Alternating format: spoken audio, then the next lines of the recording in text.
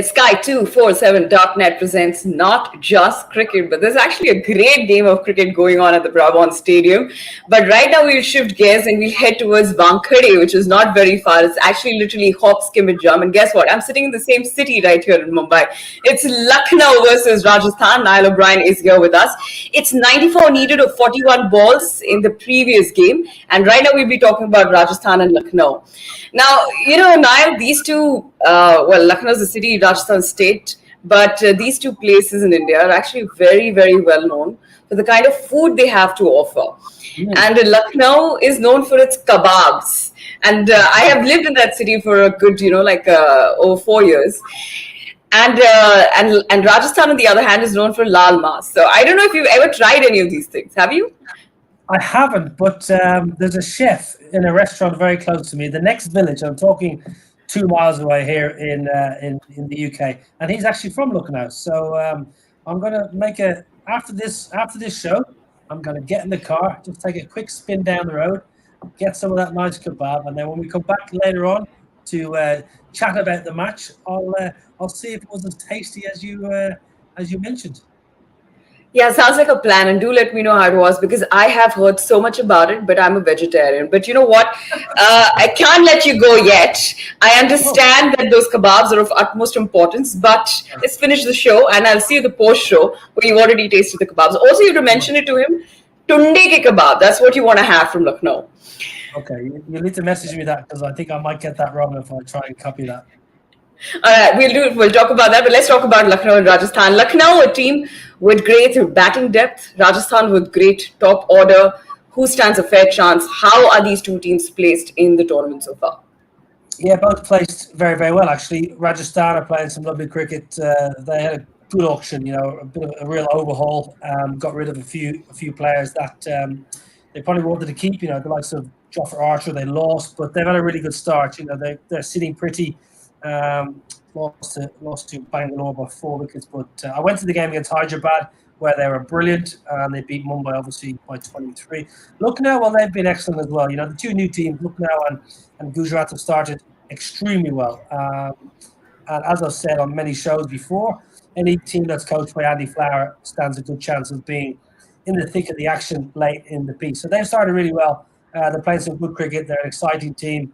And they've got some really good young players looking now. So it should be a pretty evenly balanced contest, I think. That's right. But let's talk about the injury to Nathan Coulter-Nile. Now, after that, who becomes, the fifth bowler for Rajasthan? Will they be giving Navdeep Saini a chance? Yeah, maybe. Yeah, he obviously had an injury just leading into the tournament. He's a different cricketer than Coulter-Nile. Coulter-Nile's a big bustling, hit the deck kind of bowler. And he can give it a bit of a whack at the back end. We're saying he's out and out pacer. So they may well go that route. I think Rajasthan have a lot of bases covered. They signed loads of overseas players, loads of all-rounders at the back end of the auction. It was almost a case at the back end of the auction, right, who's still available? And they picked up a couple of good pickups with the likes of Neesham, Darren Mitchell, etc. So I think, Nathan Coulter-Nile, yes, he's a loss, but I don't think he's as big a loss as some of the other overseas. So I think they're pretty well placed. And speaking to the guys in Rajasthan camp, especially, they're pretty happy, pretty confident where they are. But I think Lucknow have done really well. The two new teams have been excellent. Never easy when you start off an auction, as fresh. You get your players in, you get your 3 players pre-signed, as it were, and then you go from there. But they've done pretty well, especially considering they lost Mark Wood before a ball was bowled. That was a massive loss. Andy Flower would have been building his bowling attack around the likes of Mark Wood. Somebody could bowl 145, 150 Ks. So for Mark Wood to be missing, that's still leaving a bit of a gap. AJ Ty hasn't really filled that gap to date. So 2 very strong batting lineups on show today. Indeed. There is, of course, going to be a lot of firepower in terms of batting as far as concerned, especially you've got to have Jos Buttler right there. Now, do you think that Padikkal has been making a case for himself to open with Jos Buttler, considering that Jaiswal has been struggling to get runs?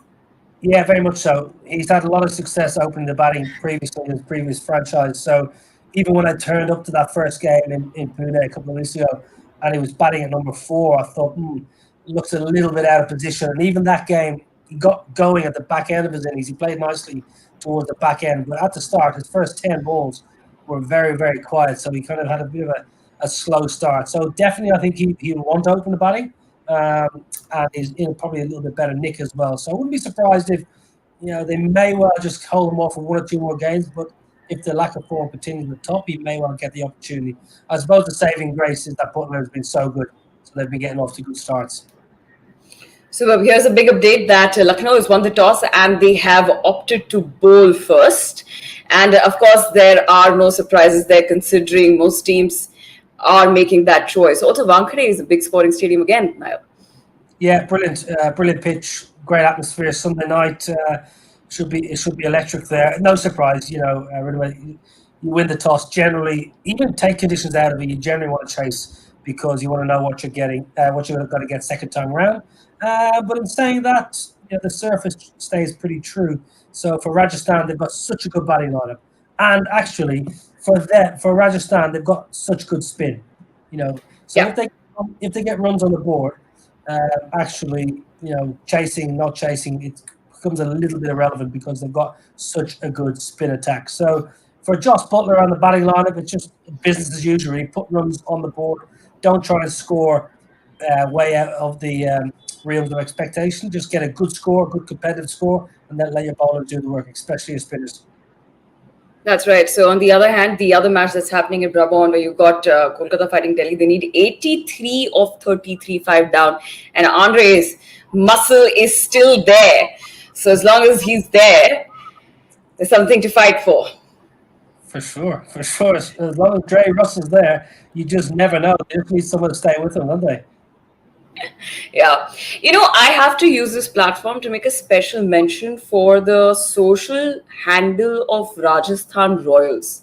Is because I feel that of all the social handles, Rajasthan Royals has been doing a fantastic job. Not only do they sort of get out topics of, they have this entire broadcast school running, but other than that, they also talk about topics like women empowerment. They're always on point with, the women's cricket that's going on. And also with the recent video that they posted regarding Yuzvinder Chahal's revelation of how he was hung down from the 15th floor of a balcony from a fellow teammate. It's really shocking to hear things like that. I understand that there is fun and game, there's banter in a team, but when it crosses something like that, how difficult does it get for a player to perform at the level that he's required to? Well, not it's a long time ago, but that doesn't make it right. I think it's disgraceful behaviour, and I don't mind saying that. And the player in question hasn't been named. He should really come forward and own up because that's absolutely ridiculous. You're taking potentially a person's life in their hands, hanging them over 13th floor of a hotel. So it's good that Yuzvinder Chahal has spoken out, and hopefully that person who was the culprit is reflecting now and going to issue an apology. But the Rajasthan Royals, their social is an interesting one because it ruffled a few feathers early in the tournament when Sanju had a low score. They made some little quip and it was quickly removed. So when you're in social media, as you well know, you are the queen of the social media. You just have to be careful what you say sometimes. Me? You're the king. You're the king.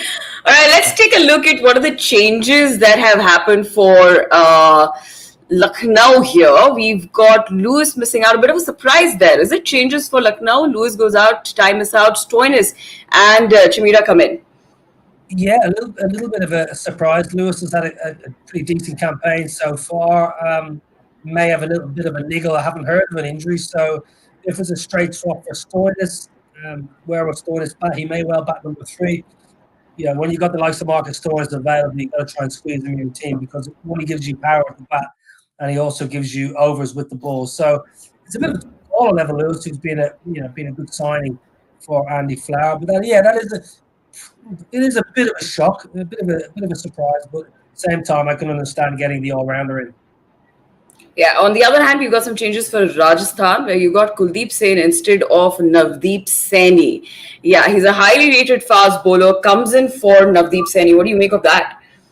Yeah, well, he's another one of these kind of, we call it up and coming, just, one of the new kids off the block, really. Saini hasn't really, I think he's still struggling with a bit of an injury, truth be told. I've seen him at the ground twice now, and he's never quite moved. And he came into the tournament with an injury as well. So I suppose it's a long tournament. You've got to rest and rotate. And when you've got key players, especially your Indian players, You have to make sure they're fit and firing. And both the overseas, you probably know what overseas you want to play, and you might just flirt with the odd change here or there. But for your key Indian players, and it may well be with one eye on the next stage of the tournament, getting him 100% right. So, yeah, a bit of a change. Chimera in for Lucknow, Sri Lankan pacer. When he bowls fast, he's exceptional. He's a real threat. The problem for Dushmanta Chimera is when he bowls a change of pace. He goes from bowling 150 Ks to bowling about 120 Ks. So the difference between his fast ball and a slow ball is actually too big. I remember Brett Lee talking many years ago, and he was one of the best exponents of the slower ball, and he had raw pace. He said it should be about 10 to 12% difference. So if you're bowling 150, your slower ball should be around 130, 135. So something for Chimera to kind of probably work on. But with the new ball, he swings it, he's fast, he's a real threat. Yeah. Also, a South African batter comes in. We've got Rassi in for Jaiswal, which means Particle might open. We were just talking about the fact that he's making a case for himself now. Yeah, well, it looks certainly because Rassi van der Dussen will not open the batting. He'll probably bat 4 or 5, play a bit of an anchor role. Big opportunity for Rassi van der Dussen because, if I'm not wrong, I think he was signed last year and then got injured. So he missed out last year. And he's been dominating international cricket for the best part of kind of 2 to 3 years now.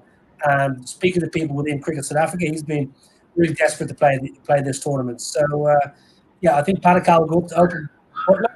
Nice move, right hand, left hand again. But they play quite differently. Patakal likes to pick up the ball like that.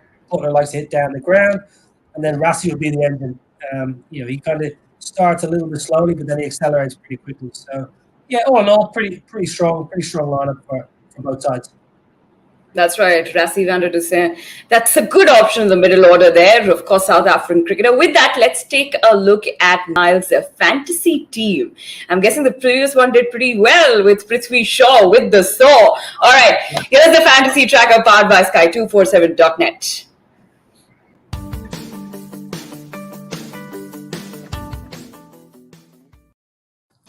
All right, Niall. There are plenty of people watching this for a tip from you, with Prithvi Shaw being your captain there. Yeah, never easy. Never easy for this team. Yeah, Quinton de Kock has been exceptional. KL Rahul has been excellent, and Josh Butler, who's just been probably one of the batters of the tournament. I love Patakal as a batter. I think he's very elegant, and Sanju Samson, I think, is a beautiful timer of the ball. And Hetty, he is probably the finisher in this tournament. Him and Tuatia, so they're two. So my Hetmar can finish off the innings. Deepak Huda, I've been so impressed with him. Both, batting with his kind of experience in that middle overs, and Ravi Bishnoi with his leggies have been excellent. So Chahal, Chahal, who I have actually tipped to be the leading wicket taker in the tournament before the ball was bowled. So again, it's a good team. I would love to coach or captain that team. That's an unbeatable side, in my opinion. It indeed is. Now, very quickly, let me give you an update of what's happening at Brabant. We've got 139 for 6 as far as I can see it on my television. So Kuldeep gets Cummins, and now it's a 77 of 27 needed for Kolkata. Okay, we'll see how this match unfolds. But right now, the fact that you've got Josh Butler as captain, oh my God, the man is in top form. Also, the highest run getter in the tournament so far. Again, a firepower right there. You expecting an air show? Well, if you think back, it's amazing. The game of cricket it's the most bizarre game in the world at times because Rajasthan's first game, Josh Butler was caught off the first ball he faced. I don't know if you remember, but his numbers are brilliant. 205 runs, strike rate, anything over 140 is brilliant, and a natural 6 hitter, so 14 maximum. But if you go back to that game, Pune against Hyderabad, I think it was Rajasthan's first game. Josh Butler was out first ball, but it was actually a no ball. So then he goes on and he smashes the ball. The next game smashes 100. It's just remarkable how the game of cricket can be so fickle at times. It's just if he was out first ball, maybe next game gets a good ball or gets run out or something, then all of a sudden it's a totally different conversation. So, but Josh is a class act. Get to watch him a lot here in the UK. Brilliant player. Not keeping wicket, obviously. He hasn't been keeping wicket as well, which sometimes can affect you as a wicketkeeper batter. You want to be doing both disciplines, both facets. But he's played lovely. Just he's a easy on the eye player, hugely talented stroke maker, and speaking to on these shows with Mohamed Azharuddin, he wants players to carry on when they're playing in form, get a big score, and that's what Josh Butler does. All right. Well, of course, we talk about Josh Butler all the time. I'm sure after the match we'll be talking a lot about him. Right now, let's talk about the two leggies in either side, Bishnoi and Chahal. Two very different yet very effective. Yeah, both bowl with quite decent pace. Ravi Bishnoi, we call him a leggy. He bowls more googlies, to be fair. Bowls more out the back of the hand. Bowls at a very good pace. Doesn't really turn his leg spinner. So as a batter, you just got to try and line him up down the ground. He's been mightily effective. He's been actually sensational with ball in hand. Chahal, you mentioned Chahal. I just think he's a brilliant bowler. I think his attitude to bowling, he's always looking to take wickets. He's always looking to be attacking, be aggressive.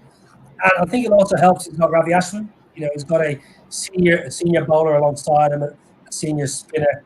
7 wickets, obviously. Economy rate, anything under, I would say 7.5 to 8 in modern day T20 cricket is amazing. He's going at 5.25. So, he's having the tournament of his dreams.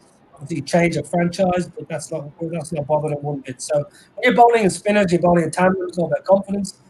Both these spinners have good confidence. So, it'd be interesting to get anything out of the surface because it's a pretty good pitch at 1K there. Yeah. Let me ask you a question. Can they perhaps play together for India? Yeah, why not? Ravi Ashwin has bowled with many good spinners. So there's absolutely no reason why not. And Ravi Ashwin is a very intelligent bowler. He's got a lot of good cricket smarts, so why not? But I think this tournament now, this season is throwing up a number of spin bowling headaches potentially for India, and good headaches. To someone to bowl alongside maybe Ravi Jadeja, wrist spinner, mystery spin, call it what you like. We're watching Kuldeep Yadav coming back into form, so I'm sure he'll be talked about, especially going to Australia for the World Cup, T20 World Cup in Australia in October, November. Big grounds, the surfaces that give you bounce as a spinner. So, the great Shane Warne always said, yes, he likes the ball turning, but he also likes the ball to bounce. So in Australia, I think India could easily have 3 or 4 spinners in their squad. So why not? Yeah, and also our Yadav seems to be in great form. I see that Kuldeep has taken another wicket, so it's 4 wickets so far for him. Okay, then. All right. Well, Kuldeep Yadav for sure. A word on Kuldeep for that matter, or also Prithvi Shaw, the way he played and he opened just like Sehwag comes in and goes for the boundary. Yeah, well, listen. Well, first of all, Kuldeep has been brilliant. He's spun the ball both ways nicely. He's got good rhythm since the start of the tournament, since that first game against Mumbai when he came up and he got a wicket very early in that spell against Mumbai in the first game, and he hasn't looked back. He seems to have good energy. He looks fitter than he has been in previous seasons, and that's not to say that he's never unfit, but he looks fitter, stronger, a bit leaner. So he's got a bit more energy in his action. He's running through the crease and he's giving the ball a good rip. And listening to Graham Swan on commentary, obviously ex-England great spinner. It's all about. Also, we saw him in the nets. We saw Kuldeep practicing in the nets. Looked in top form. He's got 4 wickets there. Shreyas Cummins, Nayyar and Umesh. Yeah, so he's done brilliant. Good to see. And Prithvi Shaw, well, listen, I just think he's, as I said in the pre-show, I think he's a terribly talented natural ball striker. For someone who's, I'm pretty short, and he's shorter than me. So for someone to be the kind of our stature, to hit the ball as cleanly and as far as he does, he's got amazing attributes. And today he played nicely, 51 from 29. Early on as well, he got roughed up a little bit by Umesh Yadav with a couple of good bouncers. He got a bouncer that he some kind of top edge actually pulled it for 6 when he wasn't even watching it because he was beating him for pace. And then he got a bit of an edge, I think, or maybe onto his helmet the next ball for 4 leg buys. So he was unsettled early by pace, but he played really well. And he had a great partner, obviously, in David Warner, who played superbly well. Yeah, he looked really good. He's got his touch back. Yeah, Warner, well, it's hard to keep a good man down for very long. He's too good a player. Too good a player. He looked, as we said in the show, he looked out of sorts in the first game. He didn't look like he could time the ball in the first game, but he played nicely today. He actually slowed down a little bit at the back end as well, but 61 from 45. Back where it all began for the Bull David Warner started at Delhi many weeks ago, and he seems happier at Delhi than Hyderabad, shall we say? Yeah, for sure. He's played a lot of reverse sweeps also too today. Yeah. Well, he's known for improvisation, but actually most impressive is his shot selection when he goes to them. Many people can play a reverse sweep, but he's actually choosing the right time and when the field. He kind of toyed with the field a little bit today. They brought a man up here, so he hit the ball there, and he got the reverse sweep out. And when he went big leg side, he connected. So yeah, David Warner, that's a big plus point for Ricky Ponting and all the coaching staff. But when you sign David Warner, you got to get runs. I said if David Warner's available for the whole tournament, he'd probably be the leading run scorer. Now, unfortunately for Delhi, he missed 3 games, so he probably won't be. Well, he'll do well to be top run scorer, catching up the likes of Butler and these people, but he won't be far off David Warner, I don't think. That's right. Now, we all know that it's a really, really important game for Delhi today against Kolkata. And of course, another important partnership that happened for Delhi there, Akshar Patel and of course Shardul Thakur for the 6th wicket. That actually took Delhi past 200. Yeah, well, they looked like they're going to get 220 all along. And then they had a real tumbling block, and Sunil Ryan was brilliant. But then, actually, who's done this so many times, Shardul Thakur, who had, was pretty good in the UK a couple of seasons ago, hit the ball clean. That's a remarkable partnership at the back end. 49 from 20, striking at 245. It's exactly what you want. You normally expect maybe your senior batters to be into that stage to maybe get that kind of strike rate. But I think Akshar Patel is a superb cricketer. I really think he's very intelligent with the ball in hand. He's an excellent fielder, but with bat in hand, he's very, very versatile, very clean striker of the ball. So that was crucial, really, because without that partnership, they may have stumbled to about 200 or something like 195. But I reckon with that partnership, it's pushing the game out of reach.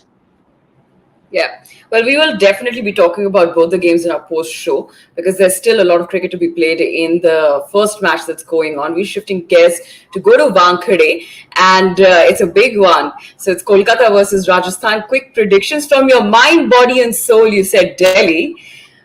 What does your soul, your mind, your body say now? Well, Rajasthan against Lucknow. Everything's telling me Rajasthan. I like Rajasthan. I enjoy the way they go about their cricket. They've got a good harmony in their squad, and I think that goes a long way. They've got a good spirit, and their auction was good.